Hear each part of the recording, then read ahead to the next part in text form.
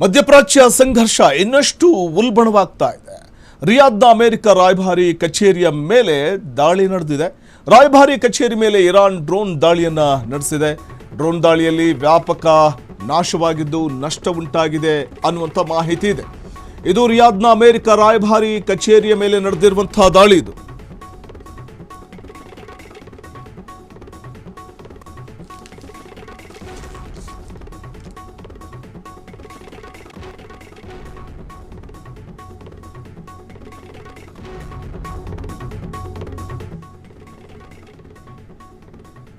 Iran ವಿರುದ್ಧದ ಕಾರ್ಯಾಚರಣೆಯ ಮುಂದುವರಿಕೆಯಾಗಿದ್ದು America ಅಧ್ಯಕ್ಷ ಡೊನಾಲ್ಡ್ ಟ್ರಂಪ್ ಅವರು ಹೇಳ್ತಾ ಇದ್ದಾರೆ, ಬಹುಶಃ ಯುದ್ಧ ಇನ್ನು 1 ತಿಂಗಳವರೆಗೂ ಸಾಗಬಹುದು ಅಂತ ಅವರು ಸ್ಟೇಟ್ಮೆಂಟ್ ಕೊಡ್ತಾ ಇದ್ರು. ಆದರೆ ಯುದ್ಧ 4-5 ವಾರ ವಿಸ್ತರಣೆ ಆಗೋ ಸಾಧ್ಯತೆ ಇದೆ. ನನಗೆ ಬೋರ್ ಹೊಡೆದಿಲ್ಲ ದಾಳಿ ಬಗ್ಗೆ.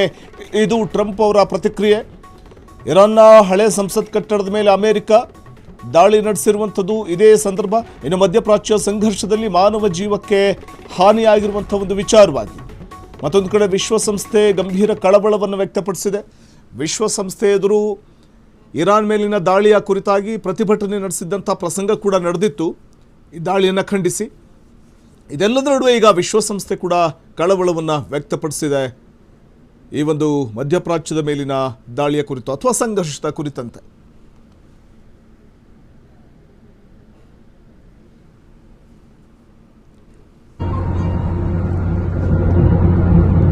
ಹೊರ್ಮೋಜ್ ಜಲಸಂಧಿಯನ್ನ ಈಗಾಗಲೇ ಇರಾನ್ ಬಂದ್ ಮಾಡಿದೆ. ವಿಶ್ವದಲ್ಲಿ ಕಚ್ಚಾ ತೈಲ ಬೆಲೆ ಬಹುಶಃ ಏರಿಕೆ ಆಗಬಹುದು. ಇದು ಸಹಜವಾಗಿ ಕಾಡ್ತಾ ಇರುವಂತಹ ಆತಂಕ. ಹೊರ್ಮೋಜ್ ಜಲಸಂಧಿಯನ್ನ ಇರಾನ್ ಬಂದ್ ಮಾಡಿರೋದ್ರಿಂದ ಕಚ್ಚಾ ತೈಲ ಬೆಲೆ ಏರಿಕೆ ಆಗಬಹುದು ಅನ್ನುವಂಥ ಆತಂಕ ಇದೆ ಸಹಜವಾಗಿಯೇ. ಯಾಕೆಂದರೆ ಇರಾನ್ನಿಂದ ಕೂಡ ತೈಲವನ್ನು ಖರೀದಿ ಮಾಡುವಂತಹ ನಿಟ್ಟಿನಲ್ಲಿ ವಿಶ್ವದ ಹಲವು ರಾಷ್ಟ್ರಗಳು ಮುಂದಾಗ್ತಿದ್ವು. ಆದರೆ ಪ್ರಸ್ತುತ ನಾವು ಬೆಳವಣಿಗೆ ನೋಡ್ತಾ ಹೋದರೂ ಕೂಡ ಮಧ್ಯಪ್ರಾಚ್ಯದಲ್ಲಿ ಶುರುವಾಗಿರುವಂಥ ಸಂಘರ್ಷಮಯ ವಾತಾವರಣ, ದ್ವೇಷಮಯ ವಾತಾವರಣ ಇನ್ನಷ್ಟು ಉಲ್ಬಣವಾಗುವ ಸಾಧ್ಯತೆ ಇರೋದರಿಂದಾಗಿ ವಿಶ್ವದಲ್ಲಿ ಕಚ್ಚಾ ತೈಲ ಬೆಲೆ ಏರಿಕೆಯಾಗುವ ಆತಂಕ ಇದೆ. ಮತ್ತೊಂದು ಕಡೆ ಪ್ರಮುಖವಾಗಿ ಈ ದಾಳಿ ಬಹುಶಃ ಇನ್ನಷ್ಟು ವಿಸ್ತರಣೆಯಾಗುವಂತಹ ಸಾಧ್ಯತೆಗಳ ಕುರಿತಾಗಿ ಅಮೆರಿಕ ಅಧ್ಯಕ್ಷರು ಸ್ಪಷ್ಟನೆಯನ್ನು ಕೊಟ್ಟಿದ್ದಾರೆ. ಇನ್ನು ಇರಾನ್ನ ಹಳೆ ಸಂಸತ್ ಕಟ್ಟಡದ ಮೇಲೆ ಅಮೆರಿಕ ದಾಳಿಯನ್ನು ನಡೆಸಿದೆ. ದಾಳಿಯ ಭೀಕರತೆಯನ್ನು ಕೂಡ ನಾವು ಗಮನಿಸಬಹುದು. ಬಲಭಾಗದ ವಿಂಡೋಸ್ನಲ್ಲಿ ದಟ್ಟ ಹೊಗೆ ಆವರಿಸಿಕೊಂಡಿರುವಂಥದ್ದು, ಸ್ಫೋಟದ ರಭಸಕ್ಕೆ ಕಾಡ್ಗಿಚ್ಚಿನಂತೆ ಹಬ್ಬಿರುವಂತಹ ಬೆಂಕಿ, ಮುಗಿಲೆತ್ತರಕ್ಕೆ ಆವರಿಸಿರುವಂತಹ ದಟ್ಟ ಹೊಗೆ. ಈ ಸಂದರ್ಭದಲ್ಲಿ ಅನೇಕ ಅಮಾಯಕ ಜೀವಗಳು ಜೀವ ತೆತ್ತಿವೆ.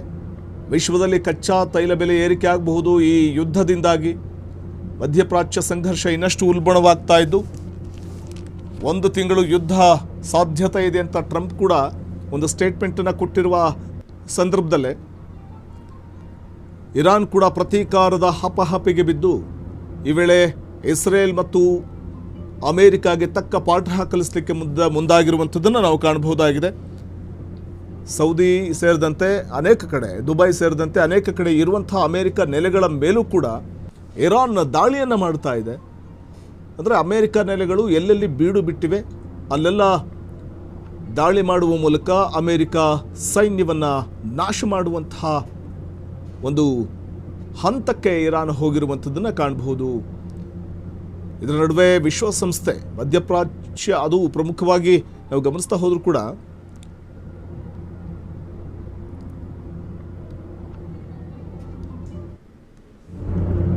ರಾಯಭಾರ ಕಚೇರಿ ಮೇಲೆ ಇರಾನ್ ನಡೆಸ್ತಾ ಇರುವಂಥ ದಾಳಿ ವ್ಯಾಪಕ ನಾಶವಾಗಿದ್ದು ನಷ್ಟ ಉಂಟಾಗಿದೆ. ಕ್ಷಣ ಕ್ಷಣದ ಸುದ್ದಿಗಳಿಗಾಗಿ ಫ್ರೀಡಂ ಟಿವಿ ಸಬ್ಸ್ಕ್ರೈಬ್ ಮಾಡಿ, ಲೈಕ್ ಮಾಡಿ ಹಾಗೂ ಫಾಲೋ ಮಾಡಿ.